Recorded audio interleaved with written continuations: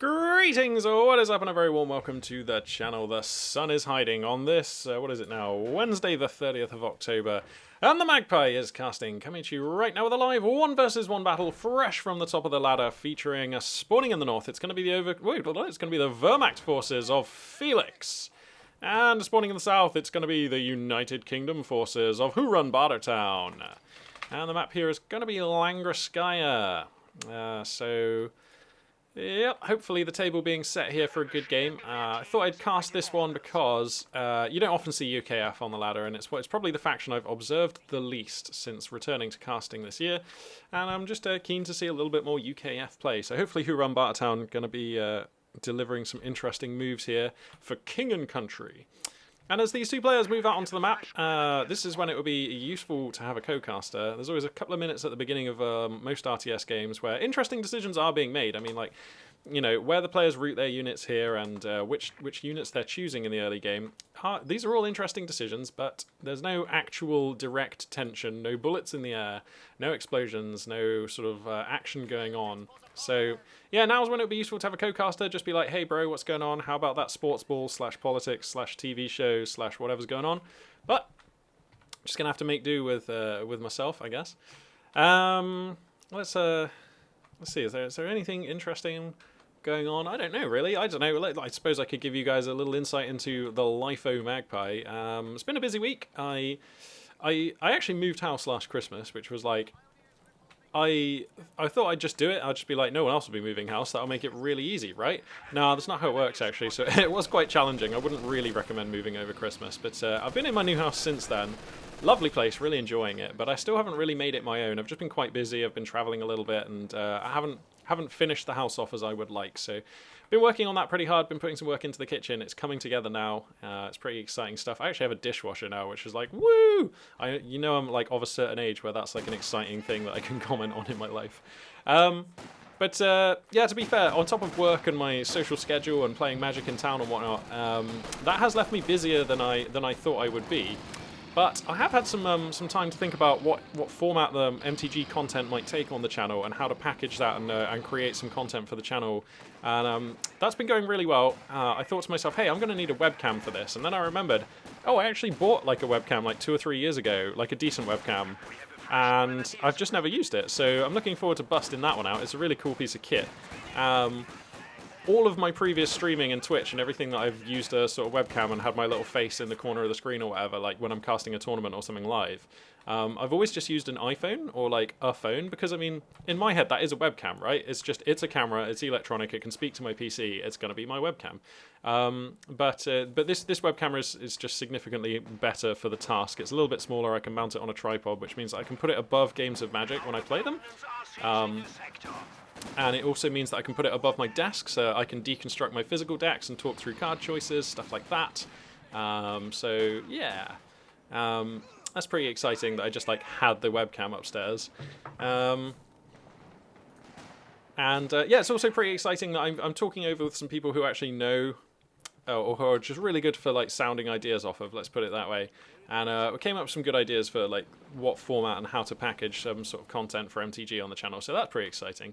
Yeah, when I have a bit more time, I'm hoping that I'll be able to get the groundwork done for that, and then just start churning out content. So yeah, that'll be pretty cool. Anyway, I think we should turn our attention to this game now. We're 4 minutes in. Some interesting stuff has happened. There's been some shots fired in earnest. There's been some blood drawn. We've got a Bren Universal Carrier out on the field. The Vickers Kate upgrade has finished on that one, so it's going to be a Bren opening here from our UKF player. And it does seem that the majority of the time when we see UKF on the channel, they are going for the Bren. So this seems relatively meta. This seems relatively straightforward. This seems quite sort of, I don't know, what we're used to seeing. For our Axis player, it's going to be an infantry company opening. We've got Grenadiers backed up by an MG42 holding mid, so actually about as vanilla as you can get so far for this game, really. Well, let's take a little look at what commanders our two players are running with. That's a rifle grenade. Oh, but Bartertown totes aware. Nicely done. So it looks like Felix is running with Spearhead Doctrine, Elite Troops Doctrine, and Mobile Defense Doctrine. Nice package of all-round their commanders, and it looks like no matter what he picks, he'll have the option of a Tiger Tank, so that's pretty spicy stuff. Meanwhile, for WhoRunBarterTown, we've got Special Weapon Regiment, I want to say. Yep. We've got Commando Regiment, yep, and we've got Special Operations, Vanguard Operations Regiment. Oh, so close. So yeah, Vanguard Operations Regiment, this always used to be my favourite go-to UKF commander back in the day. I like the way he just gives you interesting options throughout all phases of the game, has a very potent munitions dump in the aircraft strafe, he has a very potent endgame unit in the Crocodile, and you know, you have access to commandos, you have access to a forward reinforcing point in the glider, so very interesting stuff. I always used to really like this commander. Special Weapons Regiment, I also really enjoy the Tank Hunters Infantry section. Back in the day, of course, used to bring something new to the UKF faction insofar as they had, you know, tank busting grenades, and they could reveal enemy vehicles on the minimap, and of course the boys 55 cal AT rifle, which is super useful for pinging down infantry. UKF have changed significantly since back then. We've got an AEC on the field, so it's going to be an AEC game here. Yeah, UKF have, of course, changed significantly since back then. The boys from Wales, the Royal Engineers, they actually do now have anti-tank vehicle snares, so that's pretty important that they have access to a tank buster grenade in their vanilla roster. So I reckon that does detract some value from the Special Weapons Regiment commander, but yeah, anyway. You also get that sweet half-track which can drop weapons onto all of your squads, and Tommies when they're toting Vickers Ks is just like super cool. I do love that. AEC here, going to be hitting the front, going to be doling out some damage onto these Axis units, looking real muscly. Going to start shoving these Panzer Grenadiers around here.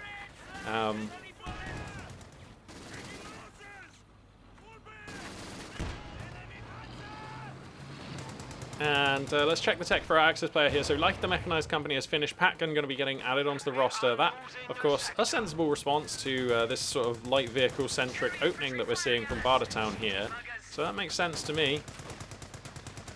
Looks like we've got Royal Engineers on the roster, of course, here from Bartertown. So we're going to be able to repair his vehicles and build fortifications, that sort of stuff. Is that a Vickers gun getting added in? Nice. Vickers HMG going to get added onto the roster as well.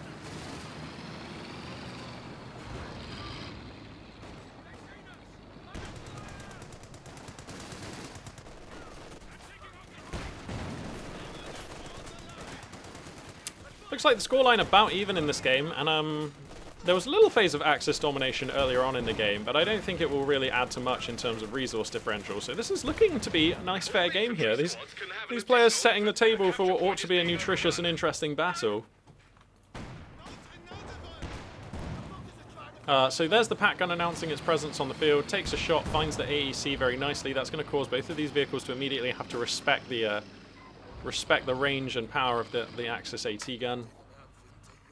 No commander pick, actually, from either of these commanders. I think it's been a long time since I've seen two players be so reserved with their commander picks. And that's nice. You know, in the past, I was always an advocate of leaving your commander pick until you were actually going to use an ability from one of those commanders to have an in-game impact. And for some commanders, that's straight away. You know, if you wanted to throw Assault Grenadiers into your opening composition, then you would pick the Mechanized Assault Doctrine straight away and start calling those boys in. There's nothing wrong with that, or if there's, you know, other options that you want to use from second 0 of the game, that's fine. But oftentimes that wasn't the plan, and you go for a more generalized opening, and that leaves you the flexibility to counter-pick or pick a strategy which you think is going to beat what your opponent picks later on in the game. And I always thought that was a really good thing to do. It seems that these days, players just picking commanders straight off the bat, knowing what they want to do ahead of time, getting stuck in there. For certain factions like USF, the Heavy Cav Commander, you know, it's quite easy to do that. The Heavy Cav Commander, of course, does give you benefits right away in the early game, and is just such a powerful and decent and popular American commander that a lot of players do just pick it straight away off the bat. But yeah, nice to see in this game the players have delayed their picks. Looks like now Felix is going to go ahead and pick the Spearhead Doctrine. Not entirely sure what it is that's informed his decision to go for this at this particular timing. I thought perhaps he might be wanting to grab a mortar half-track at an early time in this game, but that seems risky when you know your opponent has an AEC. That's a rifle grenade. Looks like Bartertown on top of it again. He's been pretty good at avoiding these rifle grenades. These grenadiers in jeopardy, actually. Okay, there we go. That fallback coming down just in the nick of time here. Felix on it there. Going to get them out of there. If the Bren Carrier was here to poke... Oh, he's down to his last pixel now. All right, that was closer than I thought it was going to be. Good thing the Bren Carrier wasn't in the hood to poke with that Vickers K and get some shots. Flammenwerfer Pioneer is going to make a brave stand of it over here on the eastern flank, but they won't be enough. This is just too many Tommies.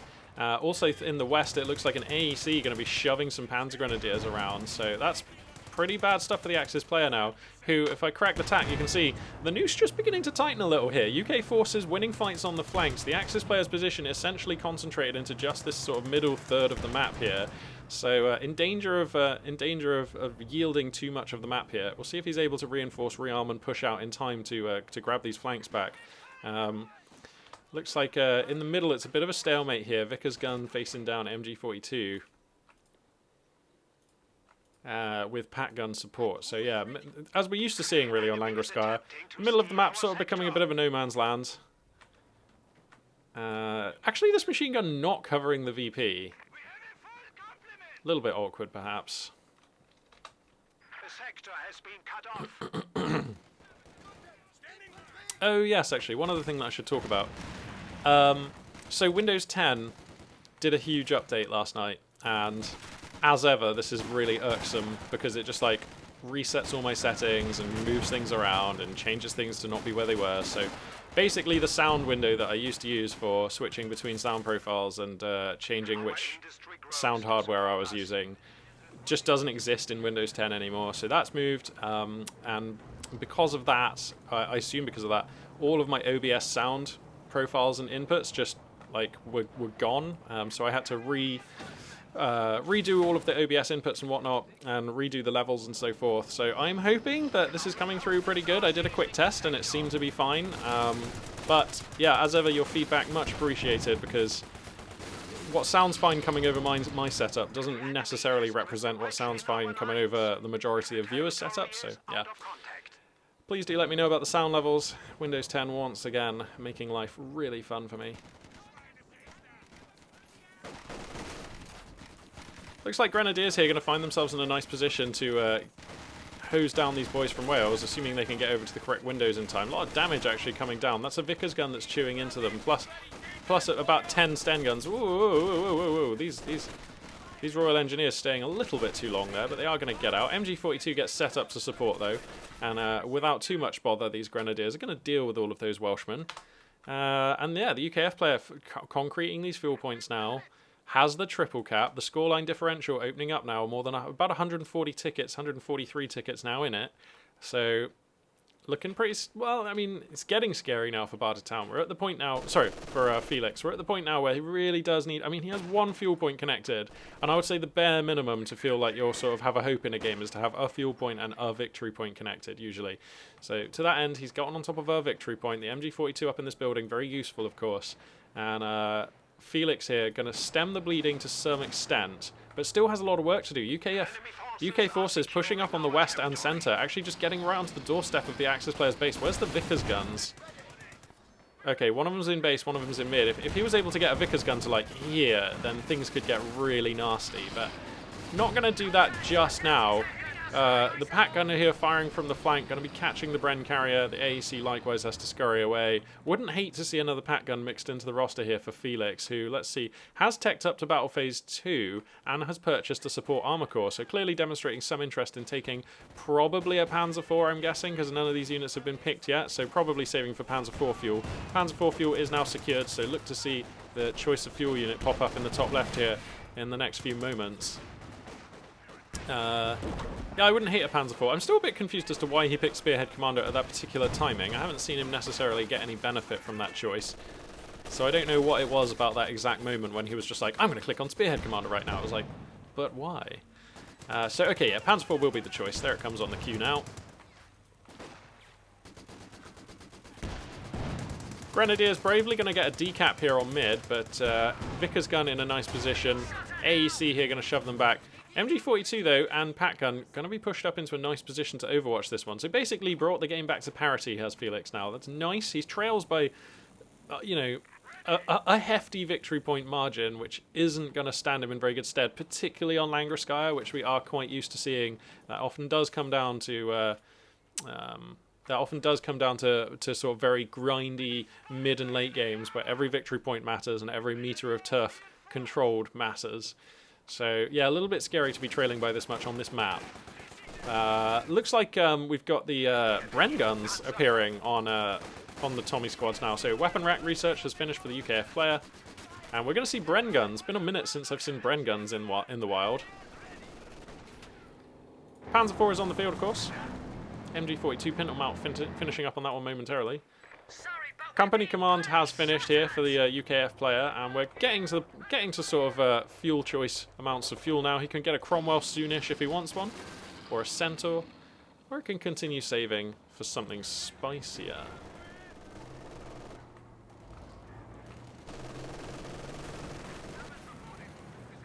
MG42 maintaining the status quo in mid. Looks like the Panzer IV going to take a dive down the western flank, interested in picking off the Bren carrier. Looks like for now the British scout vehicle just a little too fast for the Axis medium. A couple of tank buster grenades also going to connect on the Panzer IV. That's going to break the engine. The boys from Wales then going to fall back here to hold this area. Looks like a Vickers gun in a sandbag position on this flank as well. Nice stuff here for WhoRunBarterTown. That flank somewhat hardened against Axis advances for now. Panzer IV going to be repaired, just one squad of Pioneers, and in fact they are in combat right now, so that Panzer IV actually off the line for a little longer than you might think. Looks like we've got a mortar half-track coming out onto the field, so indirect fire support going to be present and correct here for Felix. He's also going to have access to the spicy incendiary mortar, donk, there we go. First shot getting flailed off of this mortar half-track. Finding a whisker of fragmentation damage onto these Tommies, but nothing to write home about. Second shell coming in. Oh, look how accurate this damn half-track is. Those were both on for hits if Bartertown hadn't moved at the last second. Oh man, I love a mortar half-track. The rate of fire is frankly scary. The rate of fire and accuracy is just alarming on that half-track. And the way it can just scurry out of harm's way, particularly if you take it with Spearhead Doctrine, because then you get the Panzer Tactician, and like trying to hunt down fast little mortar half-tracks when they have Panzer Tac smoke is just... can be really frustrating / very satisfying, depending on which side of that exercise you're on. Anyway, Tommy's in heavy cover here. Bren gun's going to be dackering away here, but this is a lot of Axis units. MG42 present and correct. Actually, I'd love to see him try and get some sort of Axis unit onto here. Whoa, Bren carrier going to be coming in here. 3-star Bren carrier. It's a rare day that we see that. Pack gun turns, though. Bren going to scurry away. Does get away without getting hit too badly. Rifle grenade coming down. Looks like Bartertown on top of it. Again, going to get the dodge very nicely here. Looks like the 25-pounder is going to get called in here.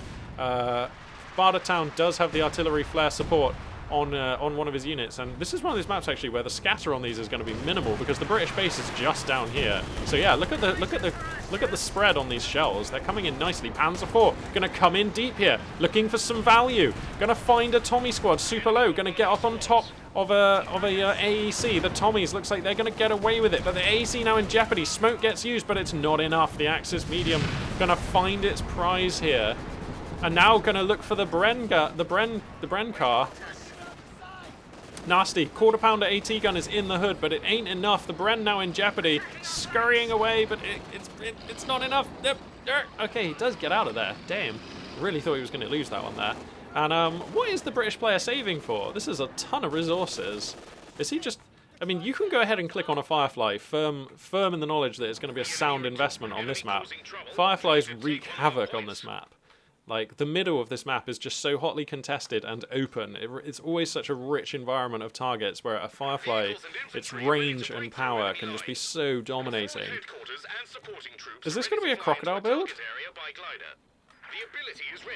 Alright, so WhoRunBarterTown going to go for the... what is this? Sorry, the Vanguard Operation Regiment. Sorry, I forgot his name for a moment. I really hope that this doesn't mean he's just going for a crocodile. Because the crocodile is not that good without some pretty significant support, and I don't really think that this support is here in the British roster right now. And by pretty significant support, I basically mean a Firefly. The crocodile is a fine tank. It has a stack of health. It burninates Axis units. It can do okay in an armor battle, but it really is only okay. Like, even a single Panzer IV correctly microed and kept at range is a threat to a crocodile.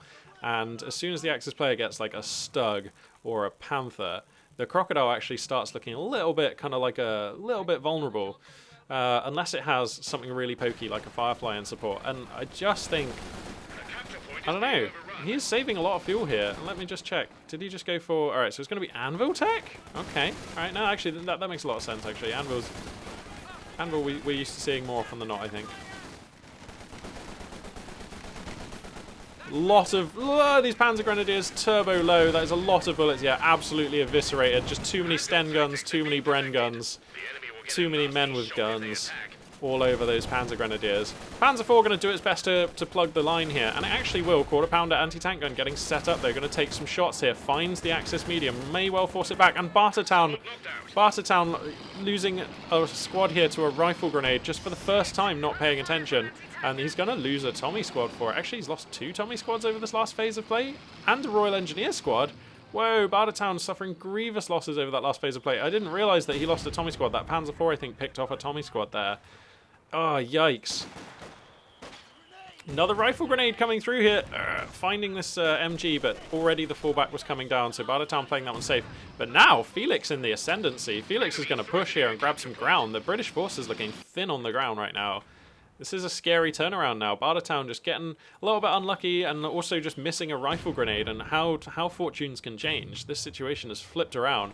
Now the mortar half-track able to ply its evil trade from further up on the map. There's no real AT, I mean, we've got the quarter pounder AT gun, but there's no real AT here beyond that for the British player. The Axis player actually stacking enough fuel where if he wanted, he could go for a second Panzer IV, and that would actually look pretty hot right now. Bartertown just stacking so many resources. Like, you should probably spend some of this, bro. The game might look better if you had 2 more squads of Tommies on the field right now. We got heavy engineers on the field. Oh, sorry, he didn't lose a squad of Royal Engineers in that fight. They are both alive. Sorry, they've just gotten mixed up on the roster here. Okay. Procasting for the win here. Wow, actually, Royal Engineer squads, once they get their Vickers Ks on them... What? That was a flash pullback. Alright, so it is a crocodile build. I don't know about this. I just think that this is really kind of meh. Because... Well... I mean, because your Axis opponent can... let me just check the tech. Alright, no battle phase 3. Oh, he's going for a Tiger, of course. Well, he'll still need battle phase 3, but... Alright, so the Crocodile is going to look smart for a little while here, but... If it falls foul of that Pat gun and that Panzer IV for too long, things can still get out of control pretty quick. So, we're going to see... Okay, a Stug. Stug is going to be the choice. I actually love this.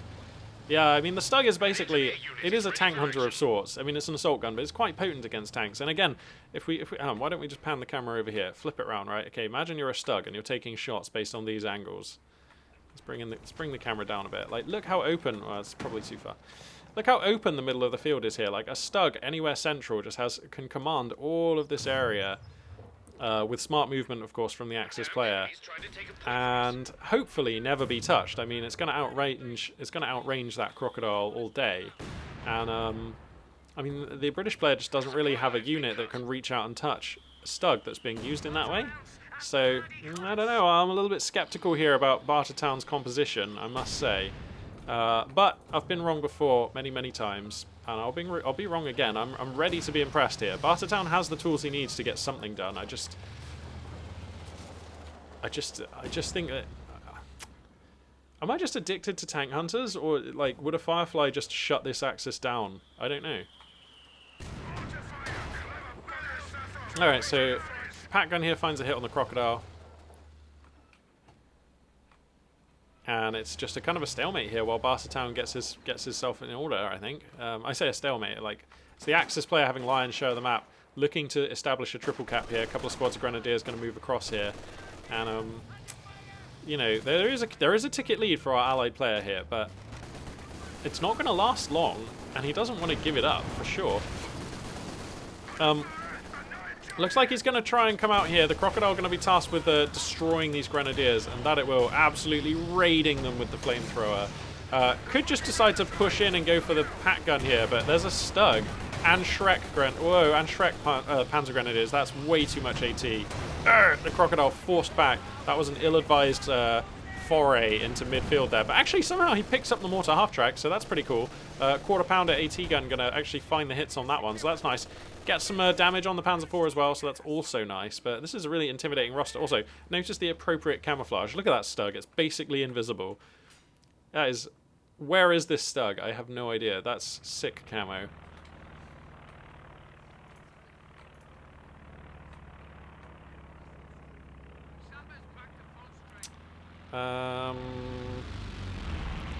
Okay, so we've got the Recon Overflight on the loose right now, and that is a pretty cool ability to use. He's going to bring in another mortar half-track, actually, valuing the utility that was being provided by that unit. So going to opt to spend the fuel, delay a possible Tiger. Has he even gone for Battle Phase 3 yet? Nope. So this is just not a Tiger strat right now, showing no interest in going for that particular unit.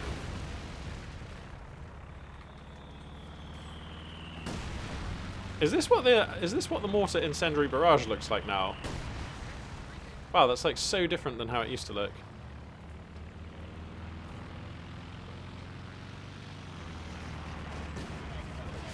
Alright, so, Bartertown. He's had enough time. He has got his stuff together, I rather hope, because now he's going to come in and try and grab the middle of the map again. This is the push. Let's see if he's able to make any headway here against a well-entrenched, well-positioned, well-composed Axis force here. Panzerschrecks connecting, pack rounds connecting, Crocodile forced back, Panzer Grenadiers also forced back. Vickers gets into a nice position, but is it nice enough? Mortars flailing in from this mortar half-track at the back here. Manages to decap mid, so stems the bleeding. That's something, that's some value. A second mortar half-track. I'm loving it. That makes so much sense. I really feel like Bartertown has just painted himself into a corner with this Crocodile. As soon as you see a UKF player who's kind of behind-ish, and then they save up loads and go for a Crocodile, as the Axis player, you're like, okay, you have your Crocodile. I will build a Stug and then mortar half-tracks. And how are you ever going to take the map back from me? Like, it makes a lot of sense. I like what Felix is doing. Crocodile gets in range of this pack gun, though, and that's kind of problems, actually. He's probably going to lose the pack gun here. Okay, does lose the pack gun. That's a nice pick-off. That pack gun was on 2 stars of veterancy, I believe. So, 2 stars of veterancy, does lose a pack gun, which did have access to the stun rounds. That's kind of annoying. Gonna lose a Vickers. Loses a quarter pounder to the mortars. They are raining in thick and fast now from the 2 mortar half-tracks present on the Axis roster. And I don't know, man. Grenadier's gonna attempt to grab this point, but I think with the Vickers right here... Actually, no, see, the mortars are just beating these weapon teams. They are just beating them, and the Grenadiers are going to be able to reconnect this point. Now Bartertown back under the clock, only without an AC gun. Crocodile going to try and do something about this Panzer IV here. But, I mean, it's desperate times. Whoa, speaking of desperate times, those Grenadiers getting a bit close, but they're okay. If this was a Firefly, this game would look so different, right? The flamethrower looks good, but it ain't really providing that much value. Like, your infantry units can deal with Axis infantry units. What you need is a way of unrooting these Axis armored units, and I think a Firefly would have been pretty safe. I'm honestly, because this is such a small map, it's a rare day that I recommend building a mortar pit, but I honestly think, because this is such a small map, a mortar pit could be okay. I suppose your opponent already has 2 mortar half-tracks, so it's a bit of a soggy choice at this point. Okay, Firefly finally going to be on the choice here. But, I mean, Bartertown has given a lot of time to the Axis player where he's been able to catch up on the scoreline here. So I feel like he just got these units in the wrong way, in the wrong order. Go for the Firefly first. The Crocodile is way better if it's advancing, chasing down Axis infantry and retreating Axis armor, which is having to give way because a Firefly is creeping forwards and spanking down the Axis armor. Like, that's a much more favorable dynamic for a Crocodile, rather than what we're seeing now, which is like a Crocodile trying to hold middle of field against a lot of decent ranged and multifaceted Axis AT. Okay, yeah, see, like, this Crocodile is just not really able to do very much, but if you have a Firefly in support, it's completely different. To a certain extent, it's the same story with the Allied infantry. Like, the Allied infantry, Tommies with all these upgrades and veterancy can absolutely push around some of this Axis infantry, but not when they're getting shelled to hell and advancing into MGs with armored support. But if you have a Firefly, well, then you shove back these units, and then your infantry can come in and deal with the enemy infantry. Just the whole dynamic changes. Airbursting frag rounds going to be used here, courtesy of the Anvil tactics. So nice to see the indirect support package being used here. That's going to make use of the 25-pounders that are on the British base. Those guns right now hooning shells in. So nice to see them used. Crocodile going to come forward again.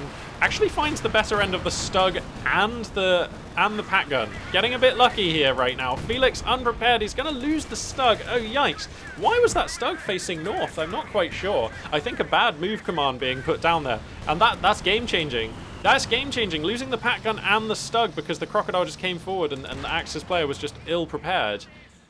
Did I just miss a pivotal moment? Why was that Stug facing north? I'm so confused.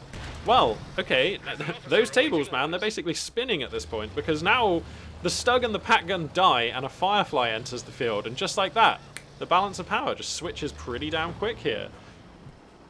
And we've even got a Commando Glider circling in, so I don't know where that one's going to be coming down, but yeah, it will be coming down soon. Tank Commander upgrade finishes on the Firefly, so this is just like a turbo-scary unit right now. And Felix probably going to be getting a Tiger now that he has just this composition. Just a Tiger will secure him nicely. Langreskaya is a great Tiger map.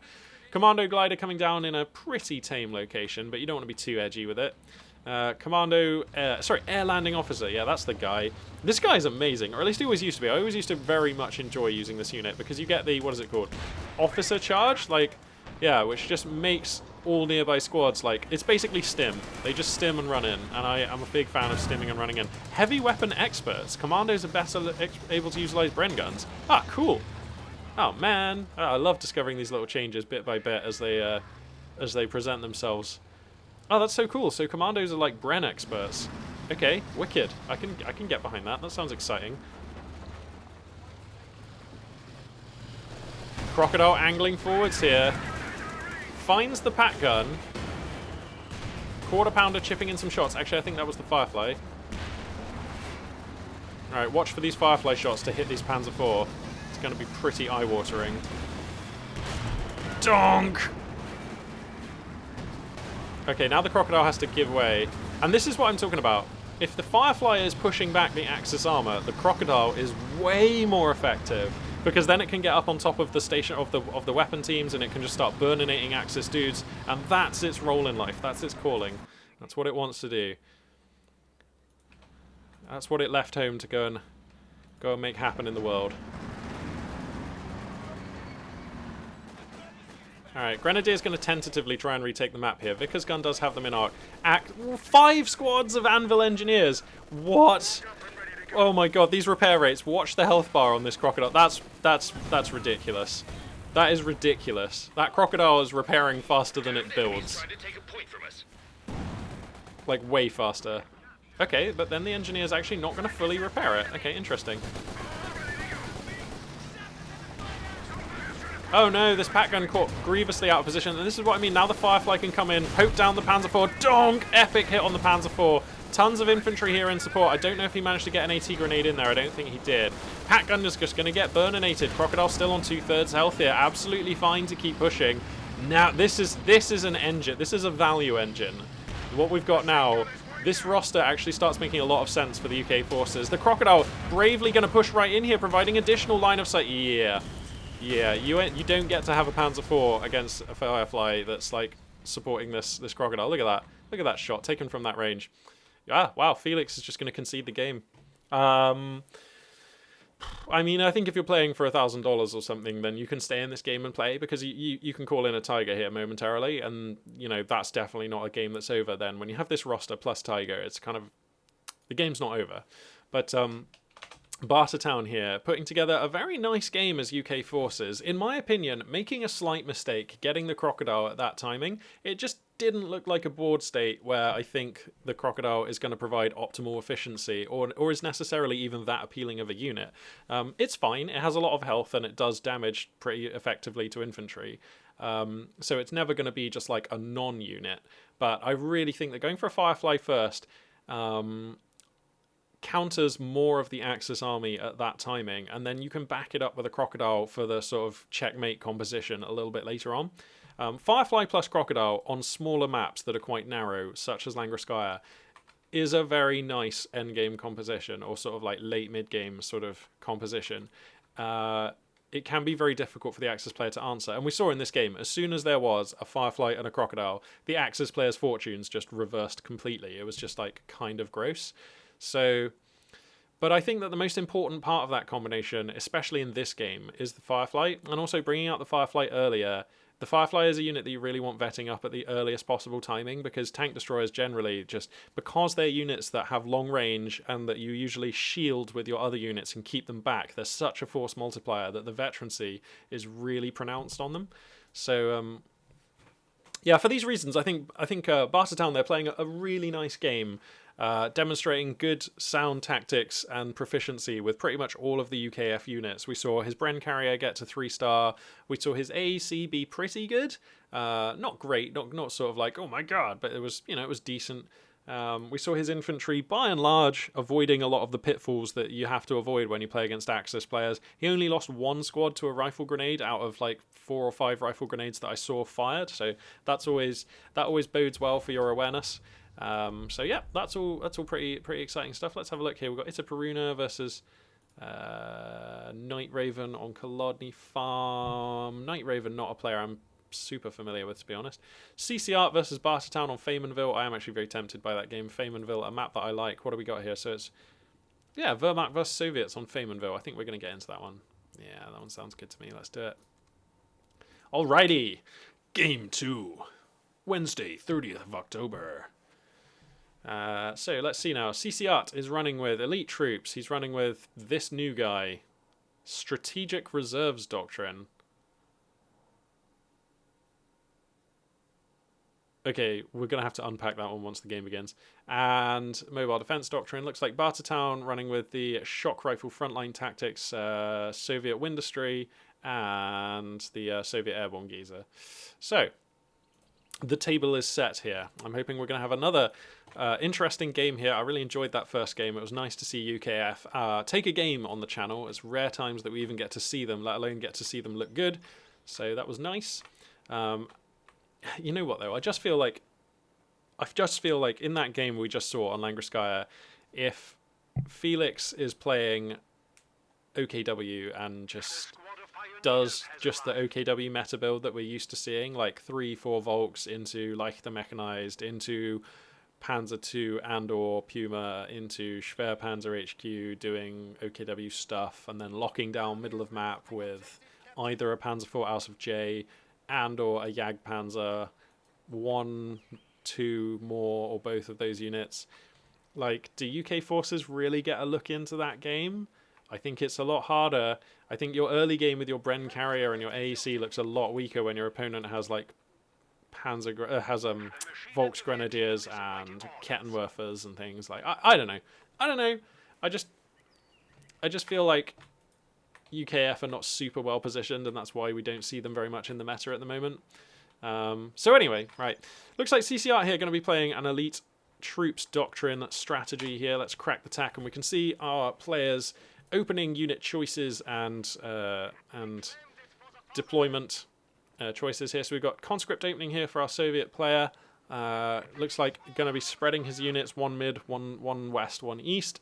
Axis forces going to be concentrating themselves, it seems, mostly in the east. A pioneer squad going to be heading out into the west to see what fortune they have there. It's going to be a techless opening here from CC Arts so far. So it looks like he's going for double MG42, double pioneers. I imagine we'll see a rapid battle phase 1 and then perhaps reliance upon Panzer Grenadiers to carry him through this early game. So we've seen these kind of techless openings quite often on the channel recently. I say quite often. We've seen them a bit recently on the channel. And I am quite a fan of them. I really like the way Wehrmacht has these options in the early game. But what I will say is, if you don't go for that infantry company and you do not have Grenadiers in your roster, the primary weakness of the Wehrmacht early game, which is that their compositions, whilst very able and almost quite scary for your opponent, whilst able to put down a large amount of like offensive outputs, they are very fragile. Like, Wehrmacht is just quite a brittle faction in these stages of the game. Having 4-man squads, bit of lag there. Having 4-man squads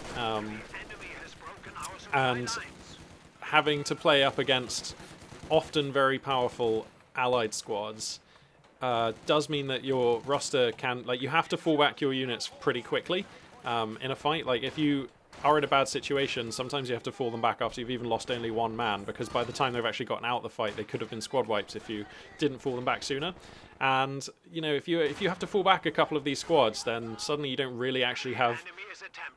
It's not a fair fight anymore, because you're fighting like 4 or 5 units with just like 3 units, or, you know, and then you have to fall everything else back, and then you've lost a big engagement on the map.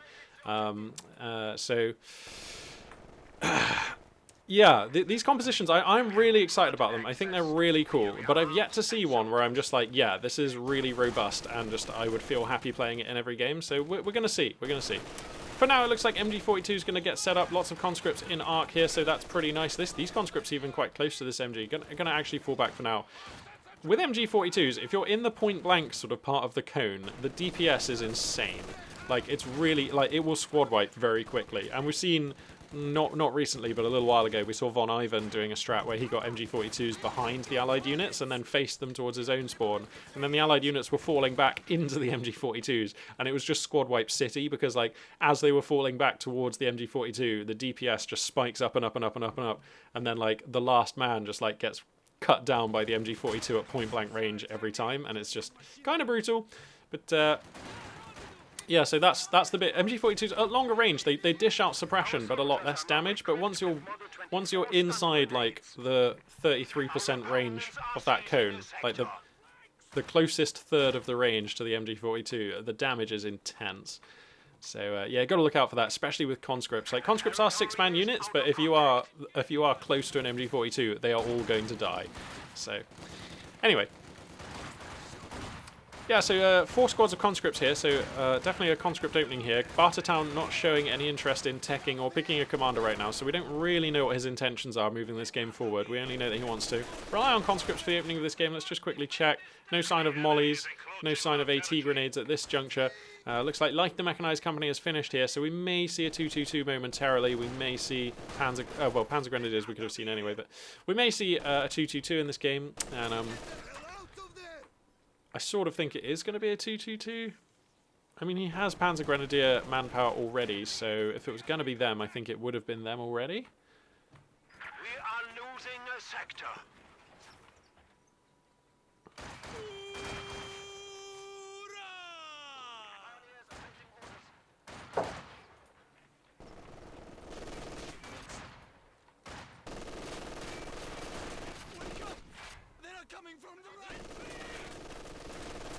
So as you can see on the minimap, the majority of field control going to the Soviet player here.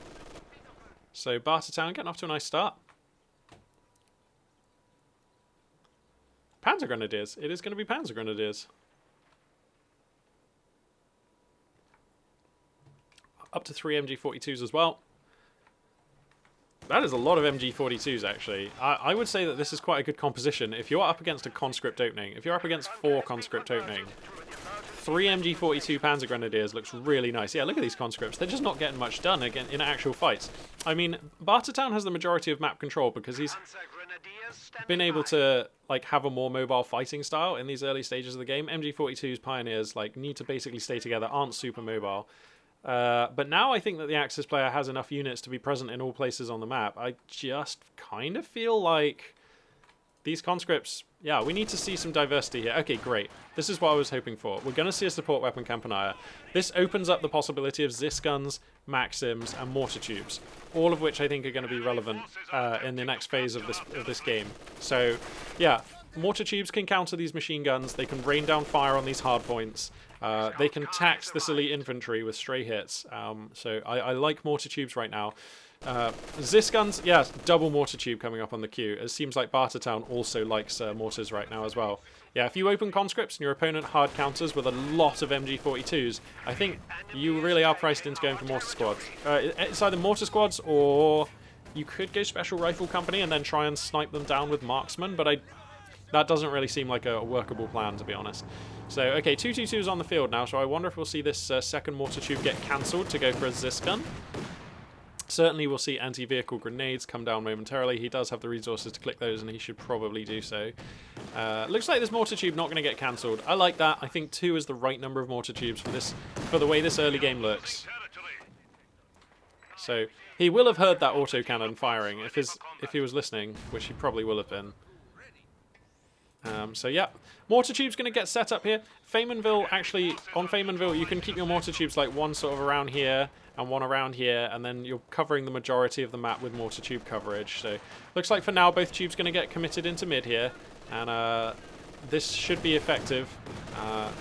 T70 here is actually going to be the pick to help deal with the 222 and also just make this allied roster much more effective. Of course, it also further devalues the... we've got some stormtroopers here. It also further devalues the MG42s. That T70, of course, basically unaffected by and hard countering MG42s, so that's nice. I mean, unless they activate incendiary ammo and catch it in a nice position, but that's so rare that that happens. So yeah, the double mortar tubes making their presence felt. This now the seat of Soviet power on the map. These mortar tubes must be defended, but as long as they are, they will be gaining value against this Axis roster. T70 now, going to be the fer de lance for WhoRunBarterTown in this game. Alright, so Stormtroopers, G43 upgrade finishes on them, but a lot of Axis units being forced back here. I mean, what Axis units are actually on the map right now? Panzer Grenadiers, that's kind of it. The 222, I suppose, is being active on the map, but anyway. Panzer Grenadiers actually may find a nice angle. They're coming in here. They're going to get scouted by retreating conscripts. Here they come. Now the mortar tubes... Whoa, what's here to defend? Is this going to be a Bundaroo Grenade of Destiny? Oh, the mortar tubes are flush back. There we go. That's what these Panzer Grenadiers needed to find, and they did. Okay, that's kind of big for CCR. This gives him a window to try and move out on the map and do something about field control. And hopefully not let these mortars get set up in like this is the perfect position. If you have these mortar tubes like one here, like that's so nice for the Soviet player. So forcing these mortar tubes away buys him at least a minute here of mortar free time, possibly a minute. Actually, you know what? Of course they didn't have to reinforce. So okay, it buys him at least 30 seconds of mortar free time anyway, and that's pretty big when your composition is triple MG42. So we're going to see what happens here. So what do Stormtroopers do these days? They get the stun grenade. They can interrogate casualties. That's fun. I love the picture for interrogation. They just like point at you like, you, tell us everything. They get incendiary grenades, okay. They get smoke grenades, fair. And they can booby trap capture points, as well as being able to be upgraded with G43s for a bit of added poke. How many do they get? 2? Oh, they also camo. Alright. Have they all got G43s? It's hard to see. How much is the upgrade? 60. No, I imagine it's 2 then. Alright, mortar shells raining in. This Axis hardpoint taking some fire. Big fight being taken. A lot of units from both forces committed to this location. Conscript get up close-ish onto this MG, which isn't firing for some reason. T70 in the hood just going to be chipping in damage. Panzerschreck's going to finish on these Panzer Grenadiers. Pack gun getting mixed into the roster also. Combined with the 222, that gives a very nice anti-tank like element to this Axis army. T70 getting duffed right up by the pack gun, forced to Scarpa here. And the 222 could actually poke for a kill on that T70 now. Mortar tubes here come under jeopardy here. There's nothing here to help them out. They're getting cut down by this... by this 222. Anti-vehicle grenades have still not been upgraded here for our Soviet player. I mean, it's fine if he doesn't want to go for them, but I sort of think you should. They're just going to be useful. You need to get them at some point. Windustry? It's going to be a Windustry strategy? What? Fighting in the south of the map here as well. Looks like stormtroopers and conscripts exchanging. It's a Soviet Windustry strat. Huh? Okay, if I sound a little bit confused, it's because I'm a little bit confused. So, like, why are we going for Soviet Windustry? Like, what about this game has made him decide that now is the time to click on Soviet Windustry?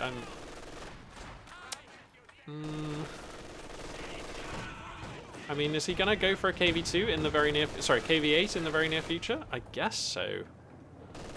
And to be fair, this is a good map for KV8s. And he has KV8 money, and, like, the very soon... How much is a KV8? Where do you build KV8s from? Oh, you need a... Oh, he's building repair stations.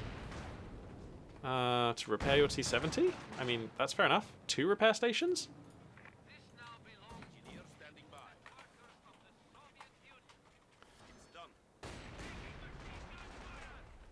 Okay. So we're going for a repair station build here.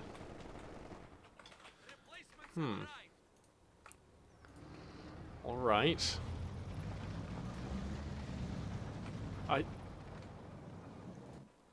Okay, there we go. Alright, this is what I was expecting. So finally, Mechanized Armor Campanile does come down. Alright. 2 repair stations seems like... Aren't you just giving the Axis player a target here? I think 1 repair station maybe, but 2? Surely you get the tank first and then you build the repair stations. Like,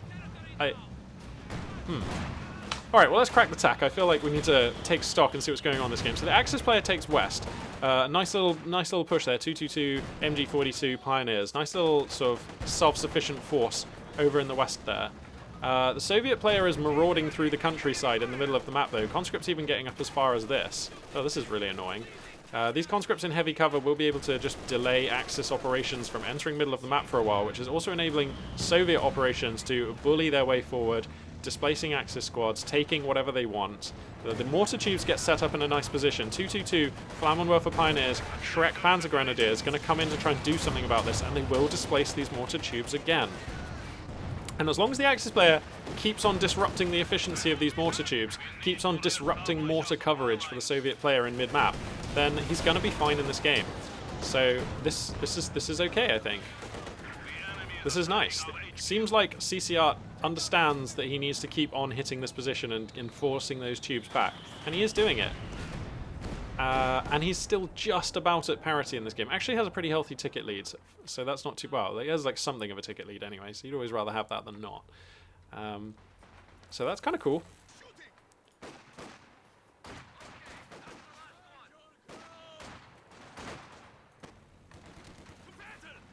The mortar tubes are back on the field now. Gonna get set up.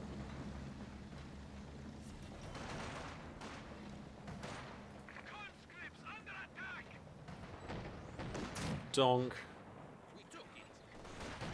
Donk.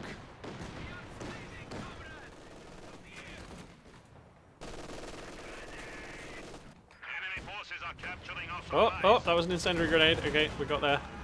T-70 is going to come up here and force these guys back. They've got MP-30s on this. So we've got 2 squads now of stormtroopers. One of them's got the MP-30s, one of them's got the G-43s. So just an interesting strat here. T-70 policing Axis units as best it can. Is that incendiary ammo I can hear being used? Yeah, incendiary ammo coming down here. These conscripts taking a lot of fire. I hope WhoRunBarterTown is cognizant of the fact that these guys need a fallback pretty soon. Units and buildings, it can be very easy to forget about. There we go. Now the T-70 just, again, policing Axis MGs on the map. Doing really nicely for itself. 222 going to challenge the light tank. But this is an okay fight for the T-70, so it's just going to keep chipping damage into the Axis scout car. Mortar tubes get set back up in mid. Big blob of Axis units moving out here, but no line of sight right now, so those mortars, I don't think, are firing on them. And still no sign of, like, a KV-8 or anything. So what are we saving for? Bartertown is stacking up a lot of manpower here. A lot of manpower. I would like to see a Zis gun. Because it's going to be useful against incoming Axis armor that must be arriving soon. What are we on for Axis tech? Battle Phase 2 just finishing. A lot of fuel stacks. Both of these players stacking a lot of fuel. The Panzer Grenadiers come through for another poke onto the mortar tubes, but this time there's just too much Soviet shizzle in the hoodizzle, and they're going to be forced back. T-70 here going to be awkwardly checking this pack gun, so that's kind of annoying for the Axis player when the unit that you took to beat the tanks is getting beaten by tanks. Losing the pack gun is pretty dire. If some conscripts can grab that pack gun, that'll be huge. MG42 gets wasted by a combination of light tank and mortar. This T-70 has just been a brute. Everywhere it goes, the Axis army is in disarray and having to fall back. Ugh, wow, this is horrible. And now the T-70 here, finding its 3rd star of veterancy, the rate of fire ramping up. Flammenwerfer Pioneers get here right when the conscripts try to retrieve this pack gun. They may interrupt that. No, it looks like this pack gun is actually going to make it out of there. That's pretty huge, actually. Because now WhoRunBarterTown doesn't actually have to buy a Zis gun. And also CCR is just down a pack gun. Okay, no, here comes the 222. But I mean, This might actually just be a straight trade. Oh, okay, these conscripts are falling back, so no AT grenade comes through. Panzer Grenadiers force back the T-70, and perhaps this Pack 40 stands to be repatriated here. Axis forces getting on top of the mortar tubes again. Conscript wave comes through, though, to shove them back. Panzer Grenadiers are going to get out to the 222 here in support. Nice fight being taken here. Really interesting cerebral engagement for both players. 222 just chipping in damage. The Pack gun gets recrewed, though, by more conscripts. It gets recrewed and merged, so it's up to 5. Well, it was up to 6 men, now 5. Conscript's looking really, really pokey right now. This 222 also, though, just hooning in for damage. Turn the Pack gun, let it take a shot, maybe. One of the mortar tubes just gets destroyed, though. Wow. Bartertown, what is going on here? There's just conscripts dying at an alarming rate.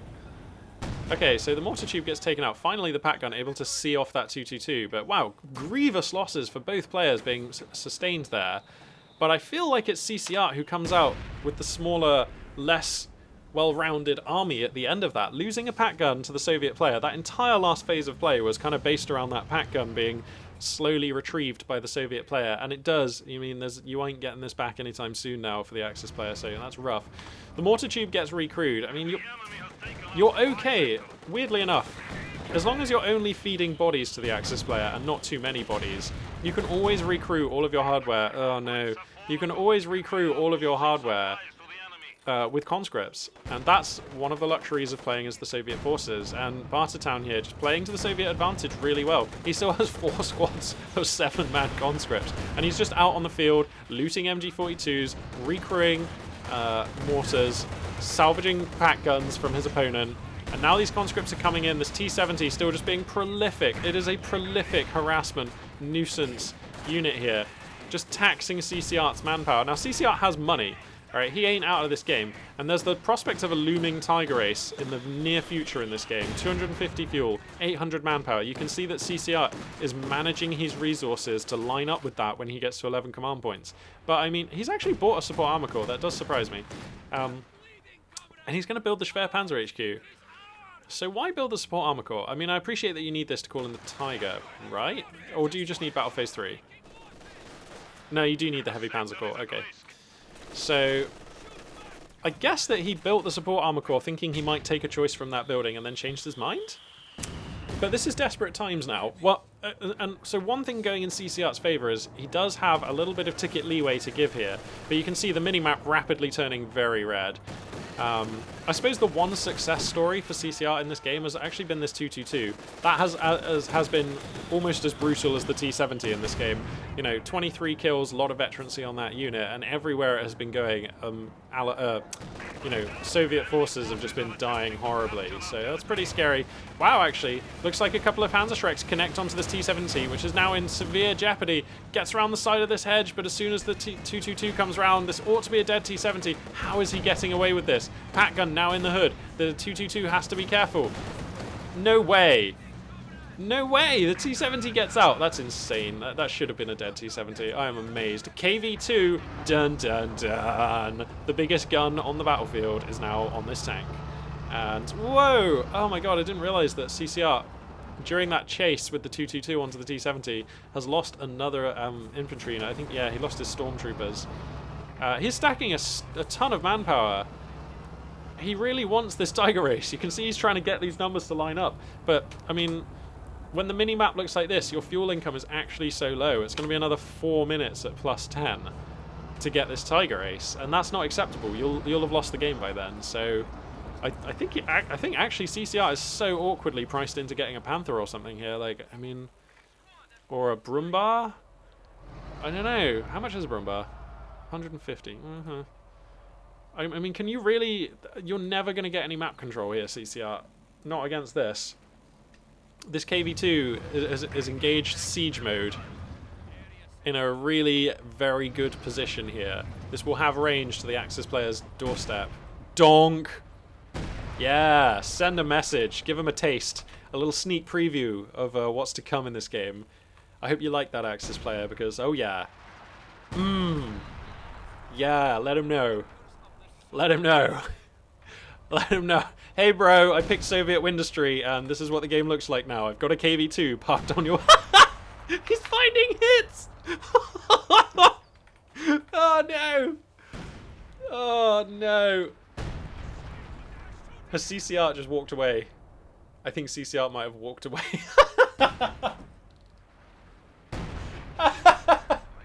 I'm sorry, I'm not quite sure why I find this so funny.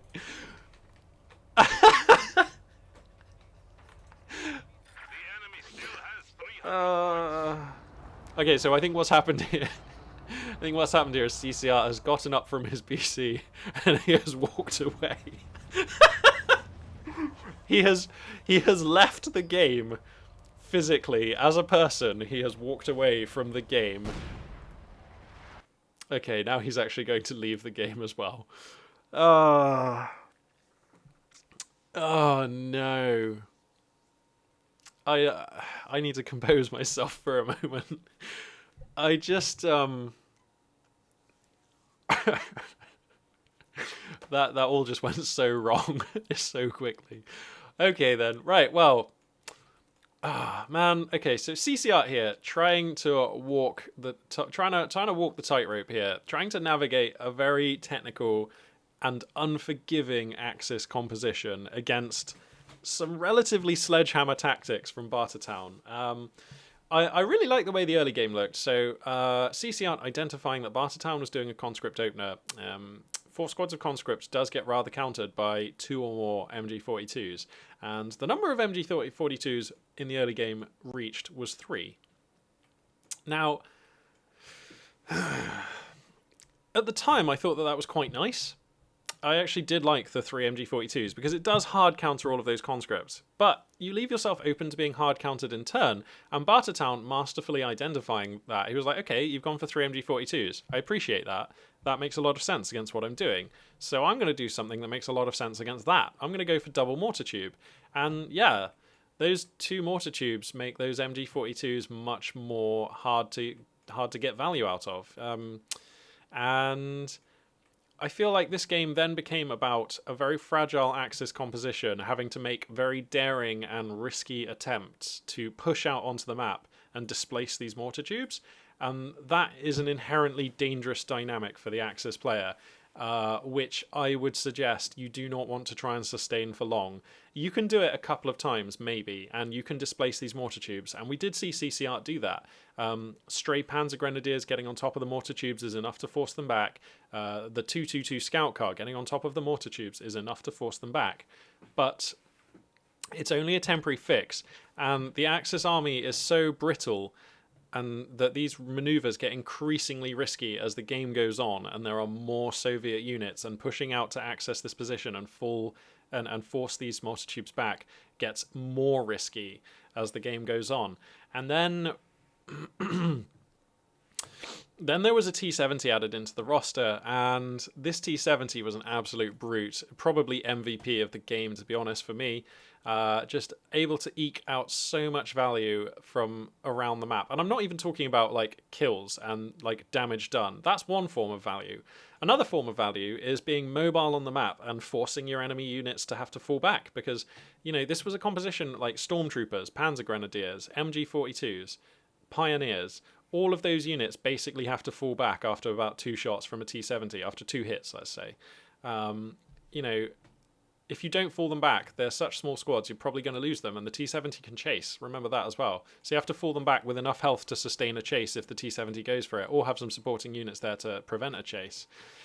So this T-70, in terms of damage done and opportunities denied by forcing and policing Axis units back, was massive in this game. Absolutely massive. Enabled these mortar tubes to sit and fire for so much longer than they would have been able to without that T-70 protecting the flanks and stopping Axis units from moving around in the east and west of this map.